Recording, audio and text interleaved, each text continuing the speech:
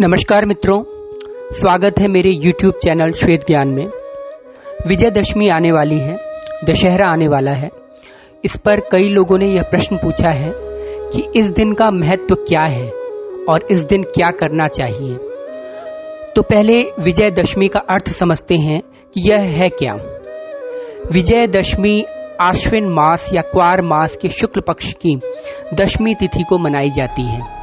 जैसा कि मैंने अन्य वीडियो में भी बताया है कि हमारे सभी त्योहार या पर्व एकमात्र ग्रह, नक्षत्रों, तारों, सूर्य, चंद्रमा इत्यादि के घूर्णन गति, रेवोल्यूशन, रोटेशन, प्रकाश या तरंगों के पृथ्वी पर पहुंचने के आधार पर ही होता है। तो इसी प्रकार विजयदशमी का भी पर्व है। इस दिन को आयुध पूजा या शस्त्र पूजन के पर्व के रूप में भी मनाया जाता है। पर ऐसा क्यों है, आइए जानते हैं इसके पीछे के कुछ रहस्यों को। कुछ साधारण कारण सभी लोग जानते ही हैं। वह है कि इस दिन शक्ति ने नौ दुर्गा का रूप धारण कर महाप्रतापी बलशाली महादैत्य महिषासुर का वध किया था। इस दिन देवताओं ने मां शक्ति अपराजिता की आराधना कर शक्ति का आह्वान कर महिषासुर के वध के लिए निवेदन किया था। इस दिन देवताओं को दैत्यों पर विजय मिली थी, इसलिए इस दिन को विजयदशमी का नाम दिया गया। त्रेता युग में इसी दिन भगवान राम ने देवताओं और ऋषियों के कहने पर अपराजिता शक्ति और आदित्य हृदय स्रोत अर्थात सूर्य देव की आराधना कर उनसे शक्ति, सामर्थ्य और आशीर्वाद प्राप्त कर रावण और कुंभकर्ण का वध किया था। द्वापर युग में जब पांडवों को 13 वर्ष का वनवास और 1 वर्ष का अज्ञातवास मिला था, तब पांडवों ने अपने समस्त आयुध या अस्त्र शस्त्र या दिव्यास्त्र एक पेड़ पर छुपा दिया था, जिसका नाम शमी वृक्ष था। शमी वृक्ष आमतौर पर राजस्थान में पाया जाता है और इसको साधारणतः लोग खेजड़ी वृक्ष के नाम से जानते हैं।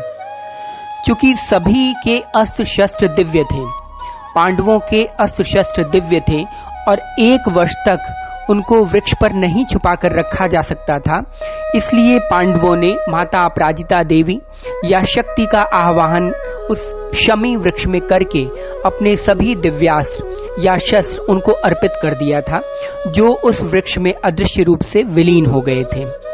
1 वर्ष पूरा होने के पश्चात विराट युद्ध में पांडवों ने पुनः शमी वृक्ष में मां शक्ति अपराजिता का आह्वान कर उनकी आराधना की और अपने अस्त्र शस्त्र पुनः प्राप्त कर उनसे विजयश्री का आशीर्वाद भी प्राप्त किया। मराठा रत्न शिवाजी ने भी औरंगजेब के विरुद्ध इसी दिन प्रस्थान करके हिंदू धर्म का रक्षण किया था। भारतीय इतिहास में अनेक उदाहरण हैं जब हिंदू राजा इस दिन विजय प्रस्थान करते थे। ऐसा माना जाता है कि आश्विन शुक्ल दशमी को तारा उदय होने के समय विजय नामक मुहूर्त होता है। यह काल सर्व कार्य सिद्धिदायक होता है, इसलिए भी इसे विजय दशमी कहते हैं। शत्रु पर विजय पाने के लिए इसी समय प्रस्थान करना चाहिए।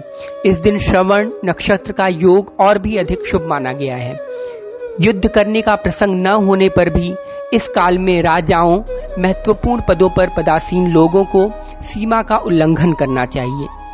सीमा का मतलब अपना सरहद या अपना बॉर्डर। चलिए, ये तो बात हो गई विजयदशमी के ऐतिहासिक और वैज्ञानिक कारणों की। आइए अब जानते हैं कि विजयदशमी के दिन क्या क्या करना चाहिए। विजयदशमी क्षत्रियों के लिए सबसे महत्वपूर्ण दिन है। इस दिन क्षत्रियों को अपने अस्त्र शस्त्र की पूजा अवश्य करनी चाहिए। राजाओं और क्षत्रियों को इस दिन कहीं भी रहें, भले युद्ध न भी हो, तब भी अपने क्षेत्र की सीमा का उल्लंघन अवश्य करना चाहिए। इस दिन शमी वृक्ष का पूजन अवश्य करें। शमी वृक्ष भगवान शंकर का रूप माना जाता है। भगवान शंकर को शमी वृक्ष बहुत ही पसंद है। शमी का अर्थ होता है शांति स्थापित करने वाला। शांति किसी भी विधा से स्थापित की जाती है, भले चाहे वह युद्ध से ही क्यों न मिले। युद्ध एक नैसर्गिक अवश्यंभावी तत्व है शांति स्थापित करने के लिए। शुंभ निशुंभ हो, हिरण्यकश्यपु हो, महिषासुर हो, रावण हो, कंस हो, कौरव हो, सबको युद्ध से ही पराजित कर शांति स्थापित की जाती है। इस दिन अगर हो सके तो युद्धाभ्यास या शस्त्राभ्यास भी करना चाहिए। शांति या शम का अर्थ है जिसने अपनी चंचल मनोवृत्तियों को शांत कर लिया है, जिसने अपने काम, क्रोध, लोभ, मोह, मद, मात्सर्य, अहंकार इत्यादि पर विजय प्राप्त कर इनका शमन कर लिया हो, अर्थात इनका दमन कर चित्त वृत्ति को शांत कर लिया हो। अतः शमी वृक्ष की पूजा सांसारिक भुक्ति के निमित्त ही नहीं बल्कि आध्यात्मिक भक्ति के निमित्त भी भक्तों के लिए लाभकारी है। बस उद्देश्य सांसारिकता न होकर आध्यात्मिकता होना चाहिए। बस इसीलिए शमी वृक्ष को भगवान शंकर का रूप बताया गया है। वह सांसारिक लाभ भी देते हैं और भक्ति के साक्षात स्वरूप तो हैं ही। इस दिन देवी अपराजिता का आह्वान कर उनकी आराधना अवश्य करें। अगर शमी वृक्ष मिल जाए तो उस वृक्ष के नीचे देवी अपराजिता का आह्वान कर उस वृक्ष को देवी का रूप मानकर उनका पूजन अवश्य करें। अपराजिता का अर्थ है जो कभी पराजित नहीं होता। देवी अपराजिता का पूजन तब से आरंभ हुआ जब देवासुर संग्राम के समय 9 दुर्गाओं ने दैत्यों का समूल नाश कर दिया था। तब माँ दुर्गा अपनी मूल पीठ शक्तियों, अपनी आदि शक्ति अपराजिता को पूजने के लिए शमी वृक्ष को लेकर अंतर्ध्यान हो गई थी। अगर यह कहा जाए कि विजयदशमी और देवी अपराजिता का संबंध बहुत हद तक क्षत्रिय राजाओं से संबंधित है तो अतिशयोक्ति नहीं होगी, पर ऐसा नहीं है कि अन्य वर्ण देवी अपराजिता की आराधना नहीं कर सकते हैं। देवी अपराजिता शक्ति की बहुत ही संहारकारी शक्ति हैं जो कभी पराजित नहीं होती और न ही अपने भक्तों को अपराजय का मुंह देखने देती हैं। विषम परिस्थिति में जब सभी दरवाजे बंद दिखाई दें, उस स्थिति में भी हंसी खेल में अपने साधकों को बचा ले जाना बहुत ही मामूली बात है।